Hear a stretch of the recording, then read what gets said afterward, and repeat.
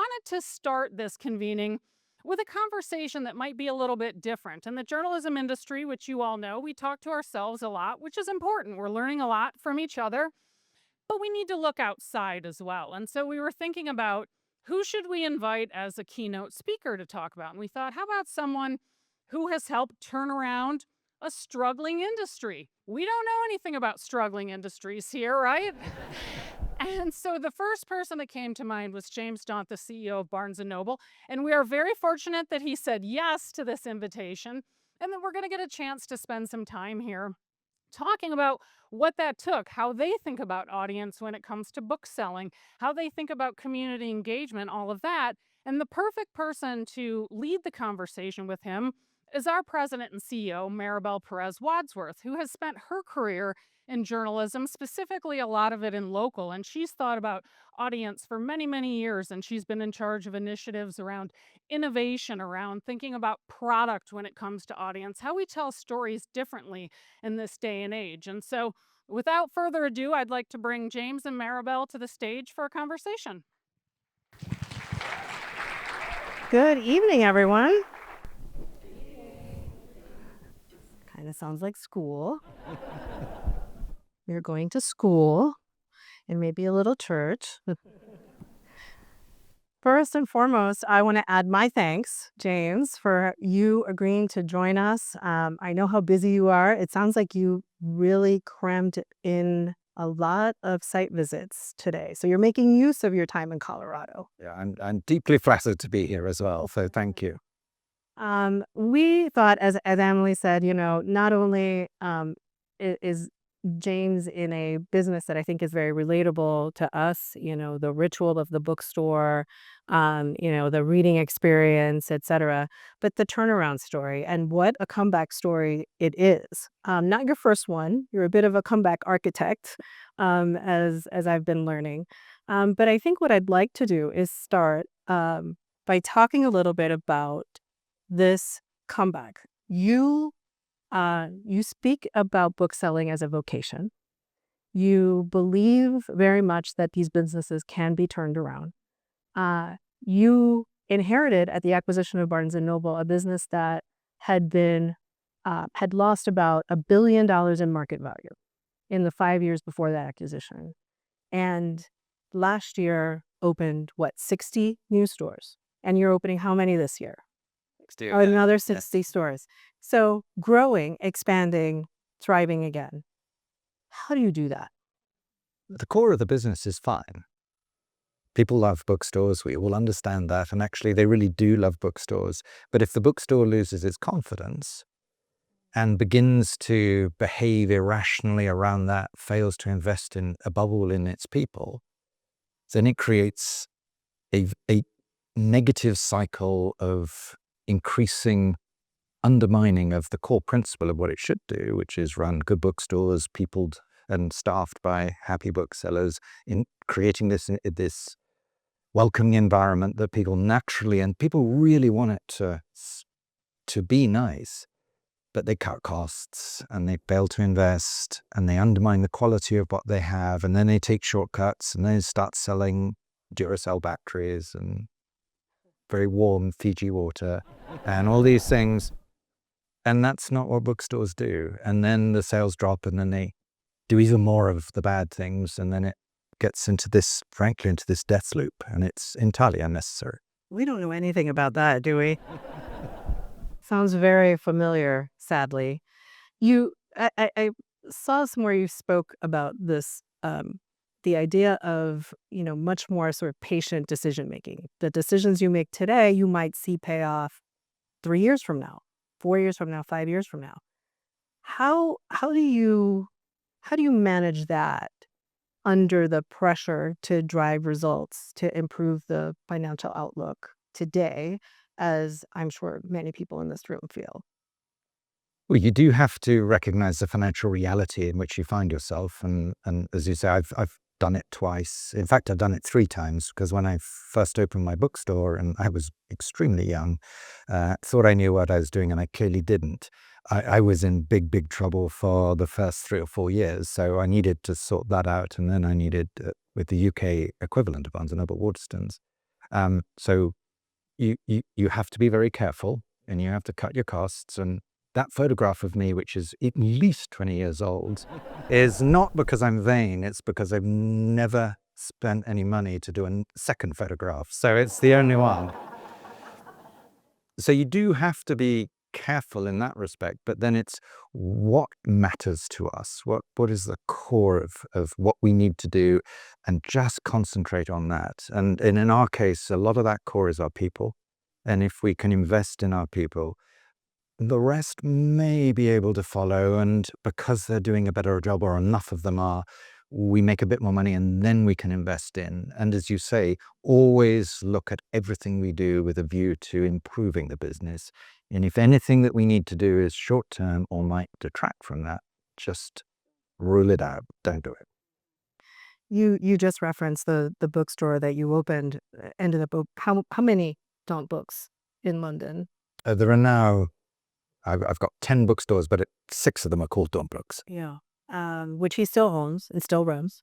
Uh, that obviously has no doubt brought much of your learning and the expertise you now have.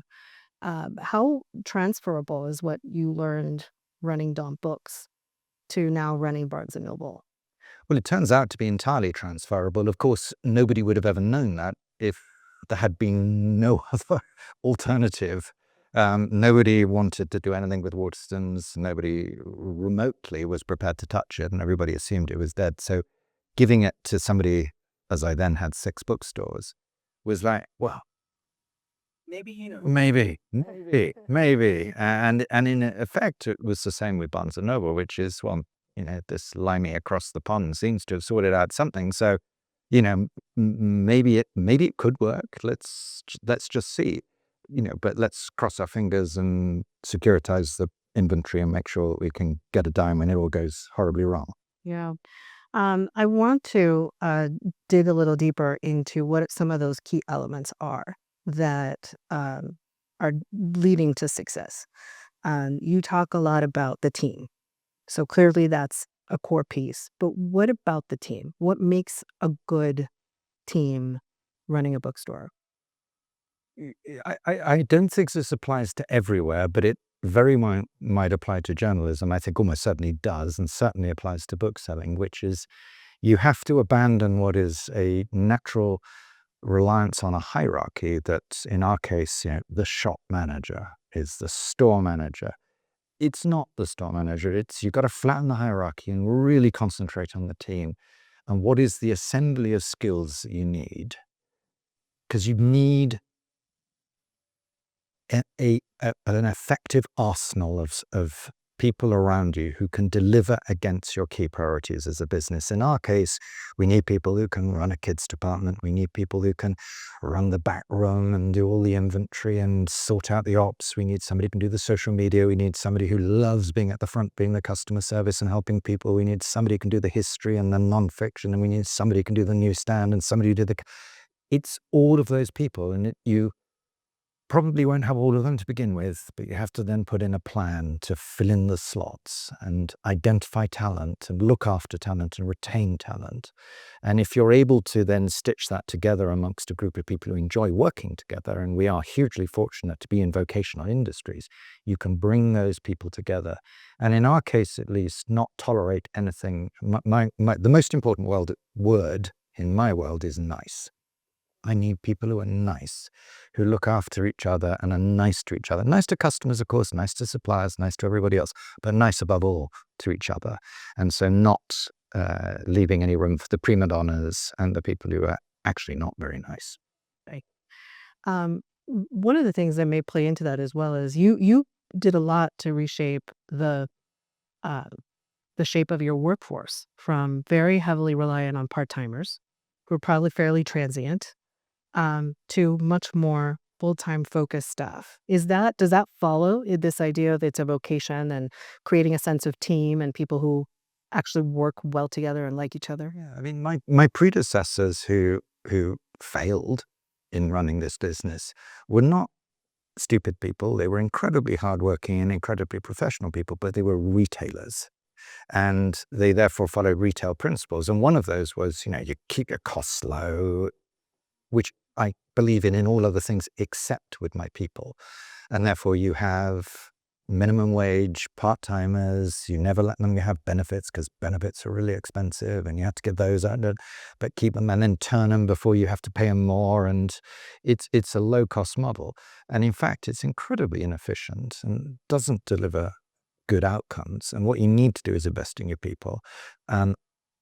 But there is a hard side to that because you need to invest in people who are also investing in us, people who are vocational, people who are working hard, people who are really committing to you. And those people, you have to be able to look them in the eye and say, I'm really doing the best I possibly can by you. I'm paying you more, I'm promoting you, I'm putting in the levels that allow you to work. And then also the people that you're attracting to your business changes. It's serious people come in, people who want to succeed in it. And actually that diversifies who you're able to employ, which then strengthens you in turn. You've mentioned a couple of times just in this very conversation some of the um, ways in which maybe journalism and bookselling are similar. What are some of the ways that some of the things you see us having in common?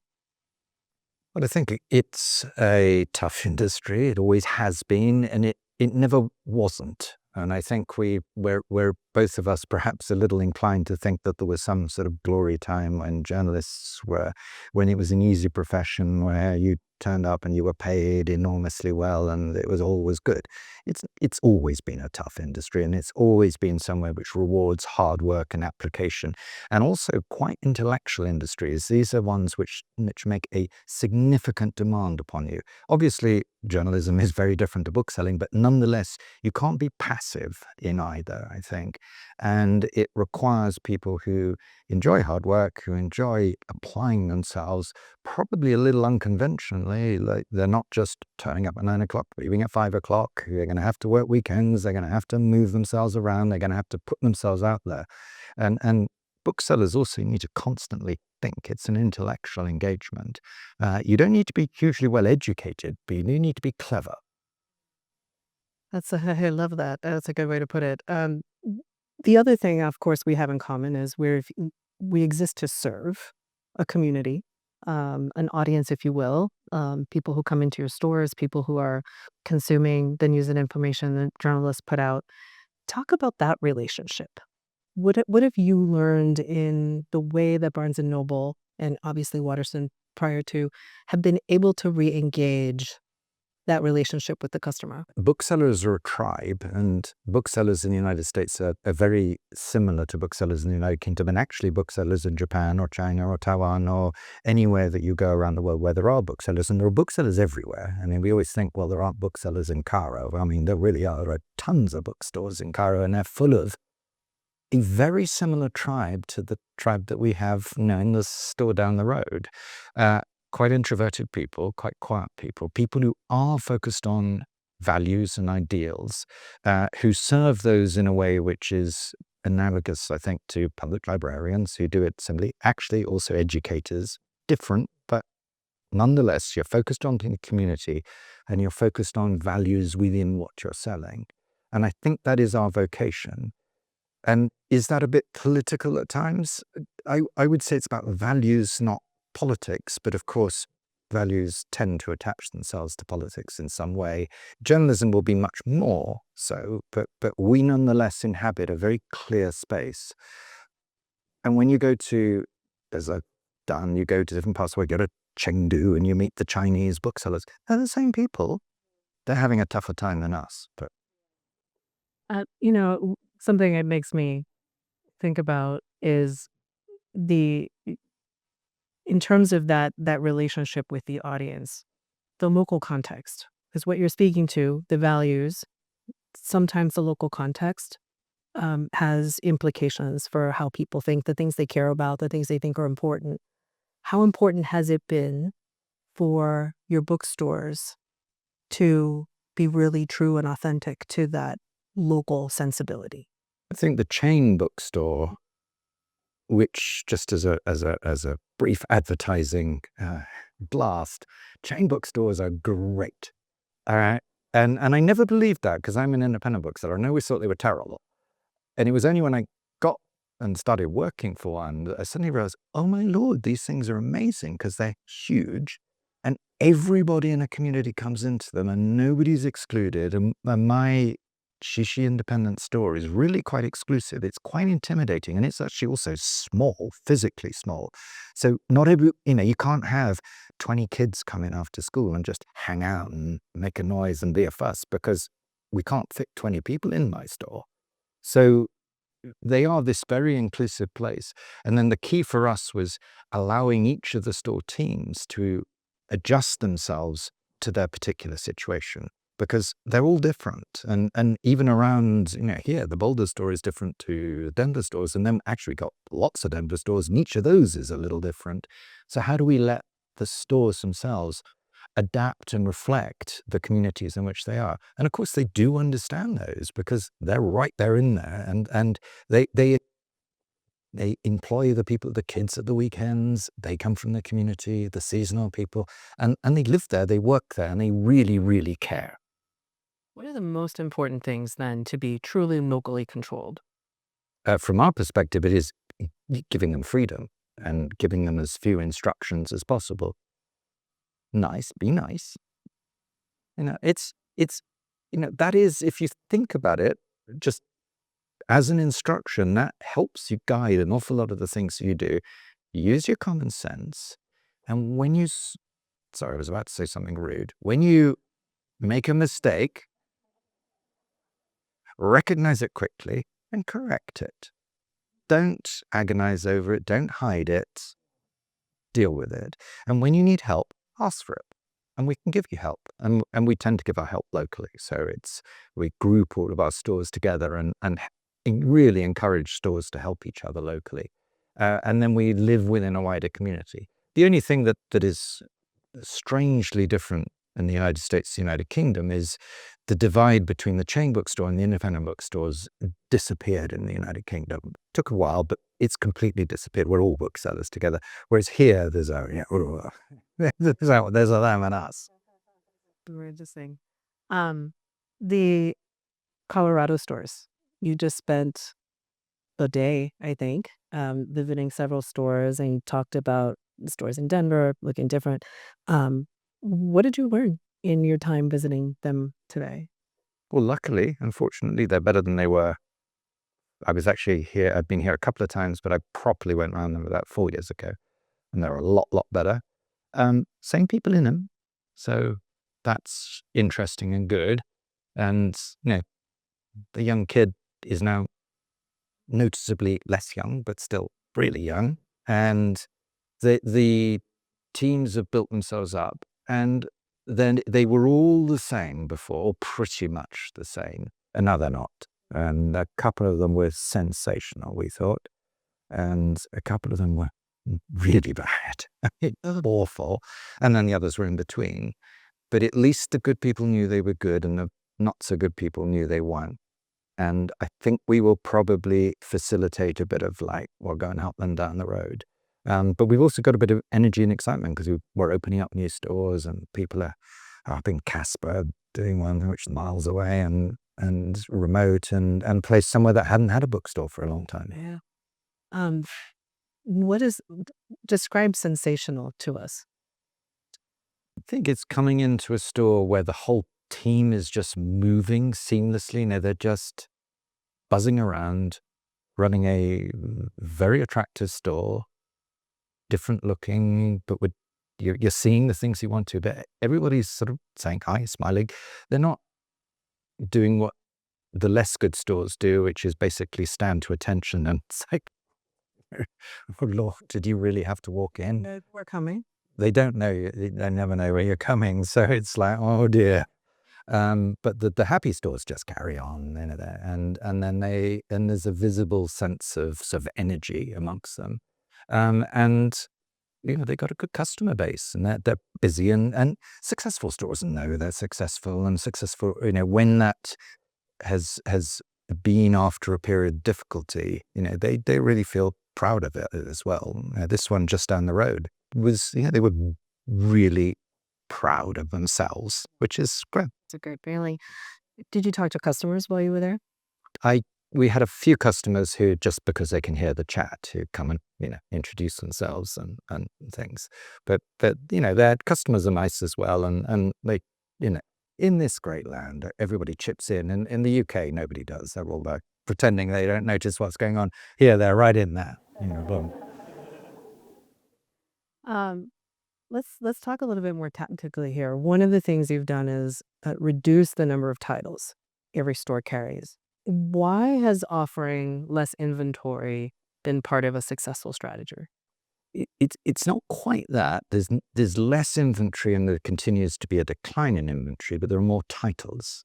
So it's a different thing. We used to have multiple copies and sometimes huge quantities of a smaller assortment, and now we're broadening the assortment, but we often only have one copy.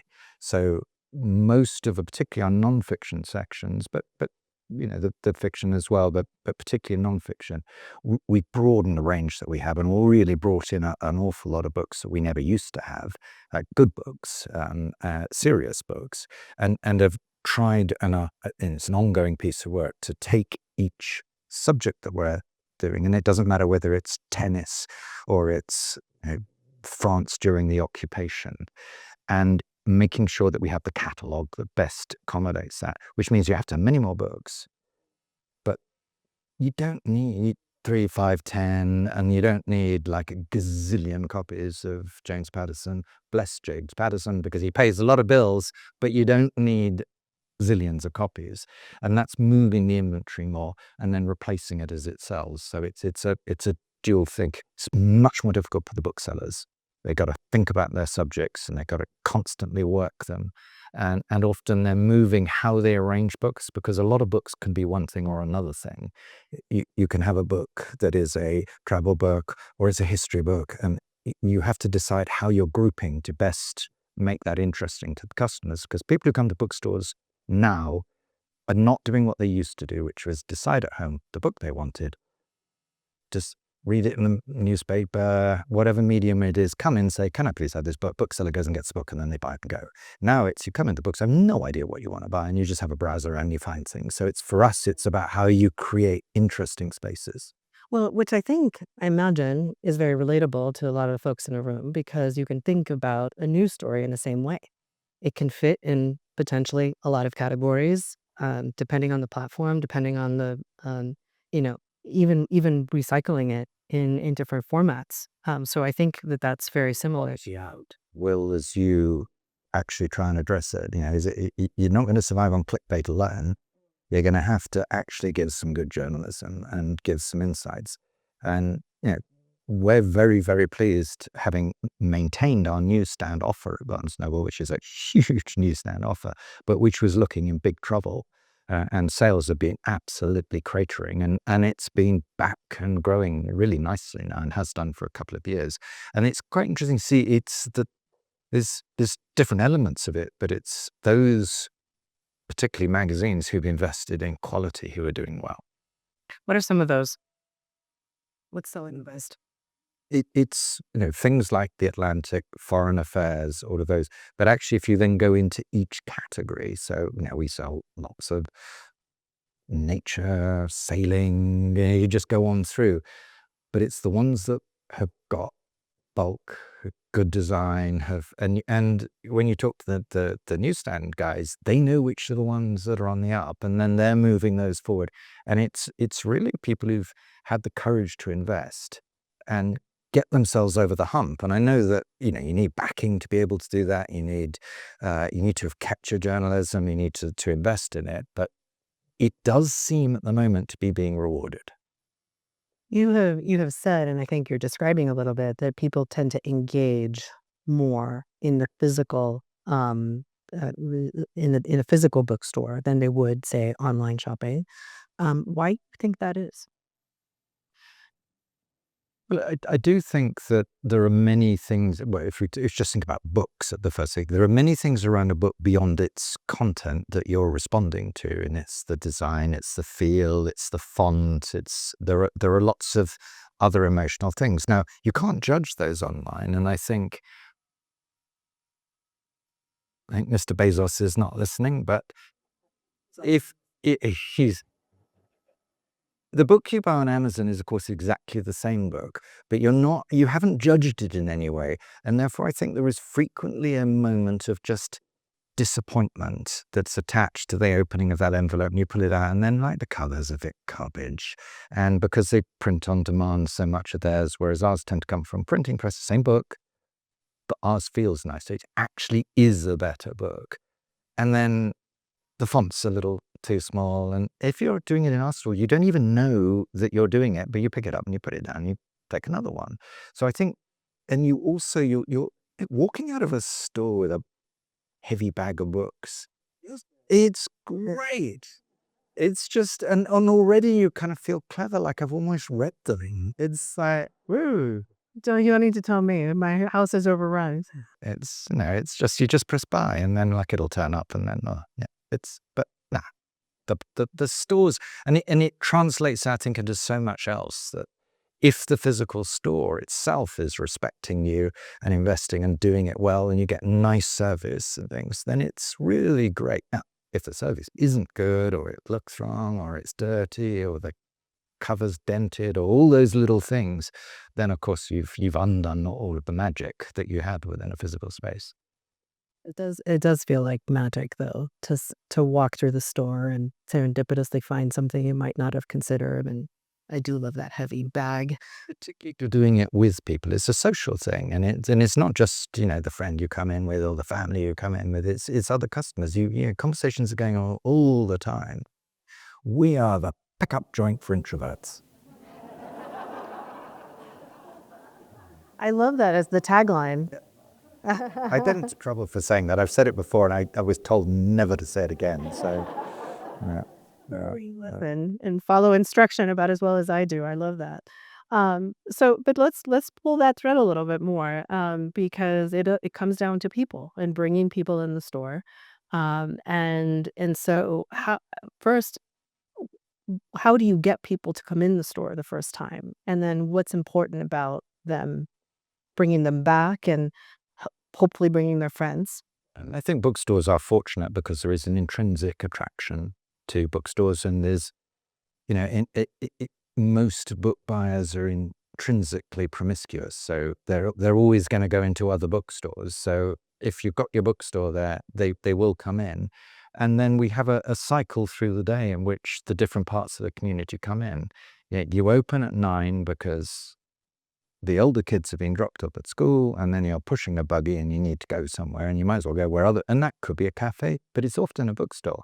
And you can come in, and if you come into our bookstores when we opened, it's full of buggies and young babies and kids and mums chatting, and it's that group. They then go off because the kids get querulous and things, and then it's really quite an elderly group of people in because they're not working, and they come in and they know they can find each other. And you can see them in the cafes, and they're playing their games, and they're wandering around. And then the lunchtime group come in, and then again during turn time, all the kids come in, and that's a wall of noise, and just energy.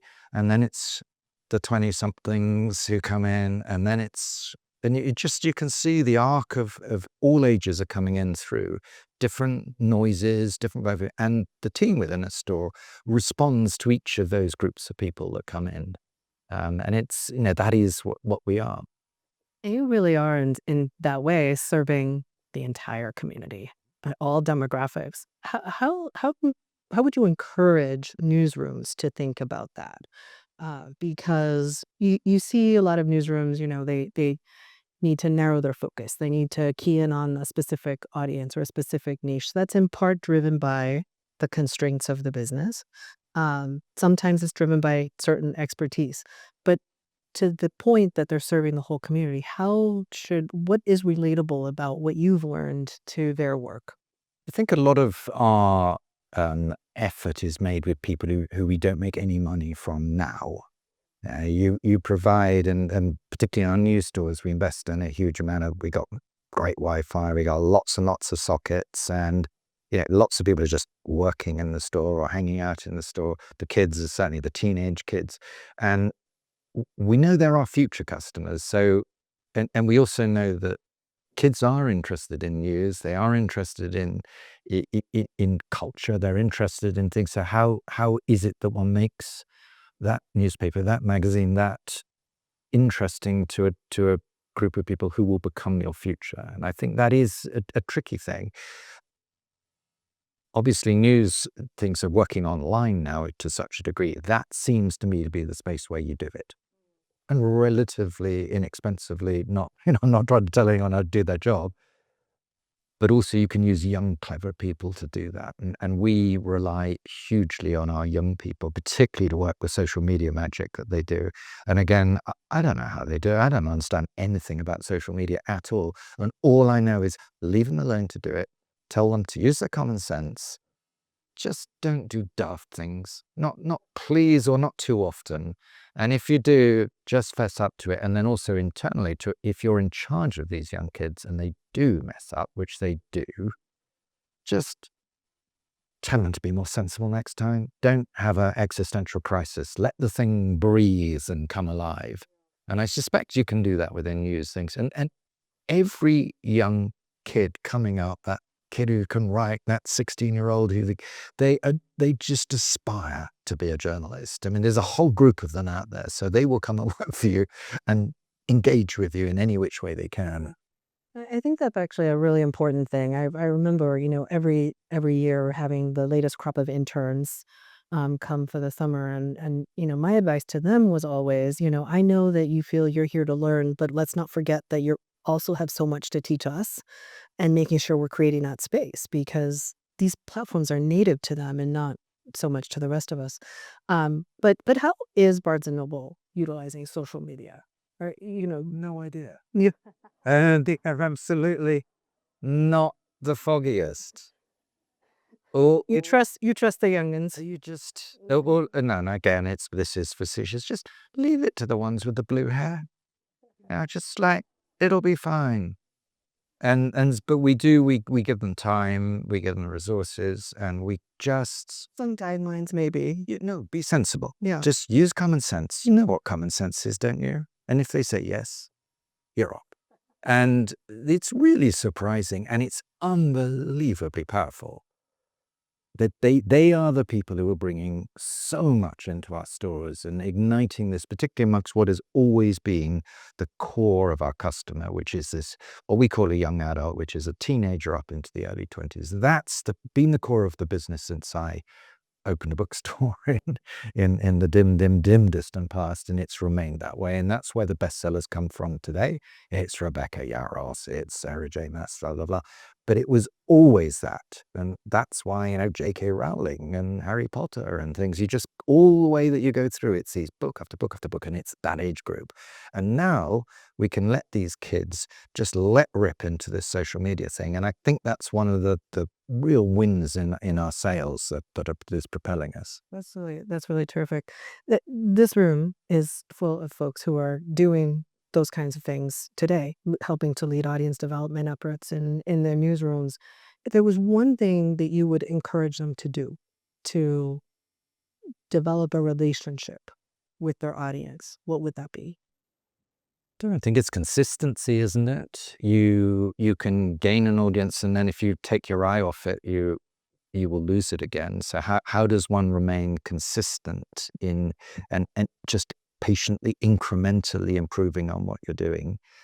Easier said than done, but I do feel we're sometimes guilty of sort of seizing an audience and then letting them go again, and that I think is the worst thing we can do. And certainly within my own bookstore business, I'm always saying, well, you're always developing these new and finding this new audience. Well, keep with them. What was it who brought them in, and keep at it, and keep on investing in it. And if it was that clever intern that came in and and then they go off back to college or wherever they come from, well, you better get somebody else in to pick up the reins and hold that, keep that going. And it's tough for people leading this, which is you have to put some money in. And that, unfortunately, it needs investment as well. Which has been a theme of this conversation. Invest, quality, be nice. Where do you get your news? I've read and still read the Financial Times it's actually a really good paper. It sounds like it's the most boring paper in the wide world, but it isn't. And they've invested in journalism, and it's actually a really good newspaper. And I find it's the consistency. I'm religious about that. I love the New York Times as well. I used to love the Washington Post, but they're dead to me now. They drop their books pages. And then I think the magazines which I fall in love and out of love with. So I am a foreign affairs and an Atlantic obsessive at the moment. And that kind of like fills me up quite a lot because I got to read a lot of books as well. But I know that I'm a little bit of a gadfly, so one of them, if something, and I do like to pick up other things. And luckily I have a family which also read and consume massively. So The Guardian is always there, and the other newspapers and these other magazines are constantly around the place. So you're being, but mine are Atlantic, Foreign Affairs, New York Times and the FT. So it's a lot. You have to put time in. That's right. That's right. What's speaking of books, of course, what's a recent book you loved? I think it's sold at least a dozen copies. And there's a new biography of Frederick Church. I've never heard of Frederick Church. Frederick Church is one of the great American 19th century landscape artists. And never heard of him. And he's in all these museums that you go into, and I always went straight past them. And they're amazing. And the book is amazing, and he is really interesting. So that was good. And then I'm slightly obsessed about the legal system and justice system here. So I'm reading a few books about that, and it's like, oh, it's an education. I hate to ask, what specifically has prompted that interest? It's interesting. And it's interesting. But again, I just read A Quiet Coup, which has been out for a while. My Lord, it's interesting. Yeah. Yeah. Is there, I asked you about your favorite recent book, but is there a favorite of all time? A book that if you were on a desert island, you would want that book with you? Yeah, I might be in a strange mood on that desert island. My childhood is as so many of my generation is J.R. Tolkien. It's got all of the rings and things, but now it's the greats. So I normally say Anna Karenina and Tolstoy, but I reread Middlemarch. Oh my Lord! I mean, I had read it maybe when I was 18 or something, and then the other end of my life, and it's mind-blowingly good. So I think that these greats of literature are where I probably would go back to. I want to turn the conversation over to the audience a bit. I have no doubt that we have a lot of questions that have been surfacing as we've been talking. Thank you for a great conversation. I have probably a dozen questions I could ask. Unlike book shopping, I will just pick one. You talked a little bit about the difference of shopping online versus physical. Totally agree with you.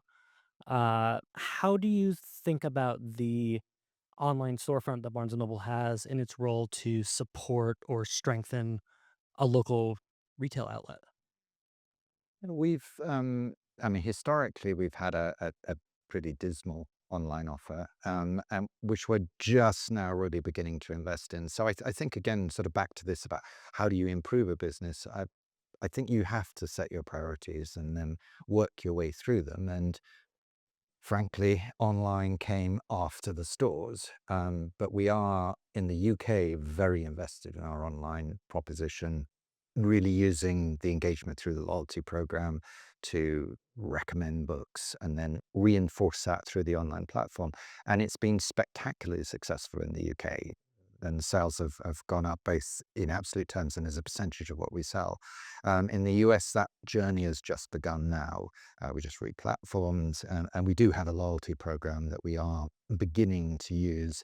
And essentially, that is sort of how do you sensibly understand who your customer is, given we know what they buy. That's a real marker for what they might be interested in. And then how do you marshal your booksellers to give you the content to send that down the pipe? But our the percentage of sales that we get online in the United Kingdom is over double the percentage that we have in the US, which is curious given that it's a less vibrant online market. So I think there's a huge potential for us, but you've got to do it intelligently, and you've got to do it very specifically to the individual, and understand that it's not one customer. It's well, in our case, 26 million individual ones. If anyone couldn't hear that, a very good question, which is the relationship between the local bookstore and the local press, if I got that right. It's interesting, this, because I think as we at Barnes and Noble are becoming better at what we do. So we're just at that stage in riding our cycle where the stabilizers that we had out there, we've just taken them off, and we're now trying to not fall over. As you get more confident in what you're doing at the local store level, less reliant on the home office, you develop more confidence in taking risks at the local level, then you start reaching out into your community much, much more, and you start working. So many more events, working with the local libraries, working with the schools, and one of the absolute key partners are the cultural institutions that are around us. And we regard the local newspaper as a cultural institution, just as the museum is, or the opera house is, or the art gallery, or the museum. All of these that we can then start working with. Each of our stores in the United Kingdom does this in very different ways. But what we basically say, we got the same customers. Our customers are yours, and we don't compete in any which way. So how are we going to help each other? And they all come up with quite different answers, but it's an absolute key local relationship. And we sponsor the local, I don't know would you call crosswords here? Puzzles, yeah.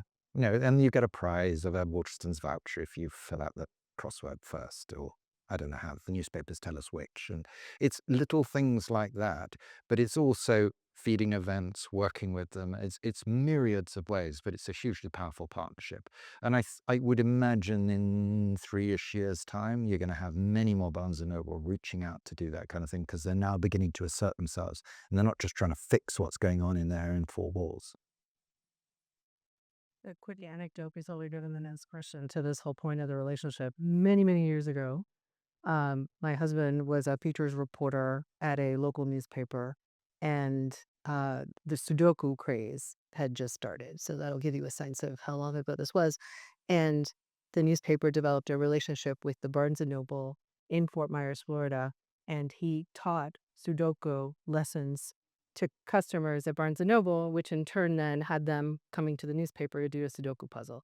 So this has been going on for time immemorial. Thank you so much for showing up this evening. You dropped many gems tonight. I want to say thank you for that. But I kind of want to go back to the topic of re-engaging audience, doubling down on what my colleague just said, when it comes down to bookstores and then journalism. I'm a publisher of a newspaper in the city of Philadelphia, and we are learning how to re-engage our audience. We went from a monthly newspaper to now a seasonal newspaper, to the point where we're now putting our arts and culture in the front of the paper to keep people to continue to flip through the pages to get to the public news, or the pressing news of the city of Philadelphia. So I wanted to just ask you a direct question on how to re-engage audiences when it comes down to print in a digital world that we're living in right now. I am not one who wants to give up on print. I am still pushing for print, as you're still pushing for books. So I just wanted to ask, like, how are we, or if you have any sentiments or words of how can we re-engage with audience through print? I completely agree, obviously, with that the print really matters, and there's some a visceral engagement there that you're not otherwise going to achieve. And then you're going, how are you going to get it into people's hands? And we have a role in that. We have a newsstand, we have cafes, we put the stack of the newspapers, particularly local ones. And I think one of our challenges is we should be reaching out to you as well as you reaching out to us. And then how do you actually get the mechanics of that to work? Because we're gonna, if you sell it, we got to take the money for it, and then we got to make sure we give you that money. And um, there's a detail to this. If you've got at the local level goodwill, you can sort those things out. And then our challenge as the people running the business is to facilitate that and actually professionalize it. Because if you don't do it well, it's going to cause and somebody isn't going to get paid, or somebody is, the deliveries aren't, and all of those things. So I think these steps need to be done. Um, our job is to make sure that the local people are equipped to be sensible with it. And, I'd be interested to see, if you go into our store there, how they respond to it. That happens to be a very idiosyncratic store, which is exerting its independence quite aggressively. So I think you'd get probably a very good response from them. But we have to get them in people's hands, and we have to use our collective, sort of within the communities, the collective group of us who have similar motivations, and we are aligned. We've always felt deeply aligned to public libraries, but it extends clearly beyond that. So how do we all help each other? So this has been fascinating, and I love what you said about consistency, because over the years, newsrooms have chased various shiny pennies, from big scaled audience to tiny, small, valuable audiences. How do you see memberships? You mentioned loyalty program factoring in. Like, do you see Barnes and Noble's future as in a larger sort of like less loyal audience, or boiling it down to a much more stable membership driven organization? And how do you think about that journey? For us, the membership, and we have, you can give us some money and then you can get a big discount. So there's a paid membership, or we just have a free one where you get rewards and things. Um, we need to, and I was very keen when I first got here to say, well, we got to have a membership that everybody can participate in, which is the importance of the free one. I think in as we observe running this newsstand, that most of the newsstand is trying to get people onto subscriptions, normally with a huge discount on what they have to pay us for the physical. And I get why that happens, but also sort of slightly feel that that they're undermining then their ability to be in physical places like ours. Um, so I think, but I think you have to. Each newspaper will have a different audience. Each newspaper has a different. How do I really focus on that customer base, that audience? And this is actually one of the great lessons that Amazon has given us all: is focus on your customer. Really, really focus on your customer and try and give them what they want. And Amazon does that absolutely fabulously in this very pure way. And I think that's something we all of us need to engage with to a degree. Obviously, completely different answers as to how we do that. But loyalty is a two-way street. I think people love being loyal. So it's we want their loyalty, but also they want to know and that they're being appreciated for that loyalty. It goes both ways. Yes, thank you so much for everything you have shared tonight. One of the changes that you mentioned is that you have more titles and less copies, right? So I was wondering, how can we adapt that as strategy for journalism? Because bookstores usually they don't publish books, but we produce, we publish. So how can we adapt that? How can we sort of like translate that idea? How do you see that we can do that? Well, I suppose that the equivalent of that is sort of how narrow or wide are you going? And sorry, I made that very poor joke about the Washington Post, but but it stopped its books coverage. It no longer reviews books, which for a major newspaper seems that's curtailing.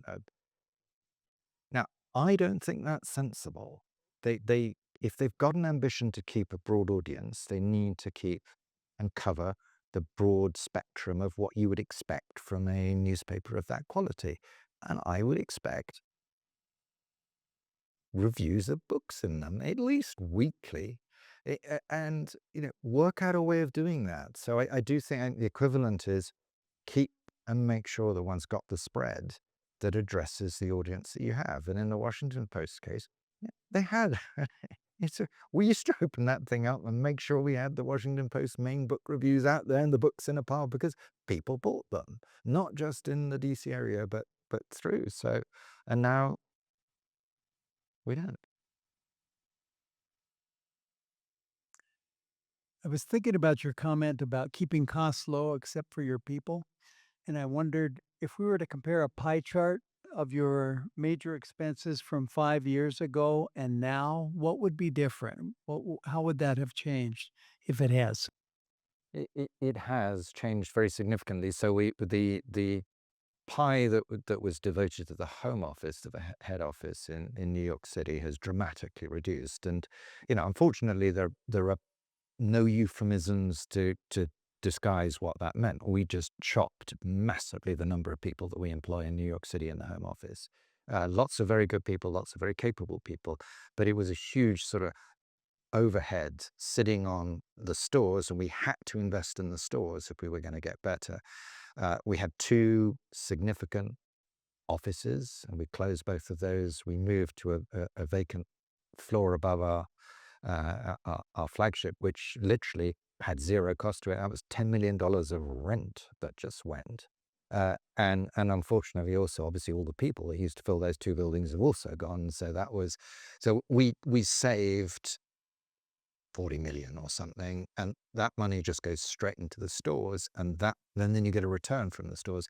Now, in time, I suspect we will want to rebuild some of that, because we did sacrifice some elements of really good capability in our home office, but we were at a stage when we had to make that sacrifice. And then you invest in the stores, as opposed to online, for example, and by putting in career structures and employing more full-timers, all of it's horribly expensive, but that's where we put the money, and it pays back because our sales have gone up, and I don't think they would have done without that. Questions? Oh, Hey, you've answered a little bit of this with the last question, but you talked about investing in your people. You talked about the slow time for stores to change culture. You didn't walk into a cash-rich business. What were the leading indicators that you were able to point to as you started to invest in people to not be fired during that period and let that kind of play out? That was probably most relevant when I did it in the United Kingdom with Waterstones, which was stone cold dead. I mean, it was going fully out of business. And we collectively dug in, and I think there was it wasn't just me, it was making sure that everybody felt that they were in the home office, but also running that down through the stores, collectively knowing that we were just gonna get through this. And that brought us all together. It actually creates a huge sort of sense of camaraderie. And that team is still in place. But I was also horrible in terms of cutting out this home office layer at the top. And we just went straight down to a core of people, and in fact asked everybody, are you in? If you're in it, you're in it, and it's going to be really hard work. We're just going to absolutely break ourselves to get this thing fixed. And if you're in, you're in, and if you're out, let's have you out the door now. And that was a pretty awful experience, but everybody knew it was necessary. But we also ran that through our stores as well, and we went right through. You're in, or you're out. Once I got here, we were nowhere near as challenged, so didn't have to be as harsh as that and hard as that. But also, everybody knew it had worked once, so there was a much greater confidence. And because there was a greater confidence, I think people were able to be much more assertive in how they responded. And we were lucky. Luck is always a good thing. Yeah, luck. And the luck was, when we came out of COVID, everybody poured into our stores, and sales went up a lot. And I don't think we were particularly, we didn't cause that. It was COVID and the lockdown that caused that. But our stores were much, much better when we opened, and we were able to really benefit from that. okay. I think we're out of time now for questions. Although I'm sure he'll be around as we leave. But please help me thank James Daunt for joining us. Thank you. Really great. Thank you so much. It's really terrific. Thank you. Please.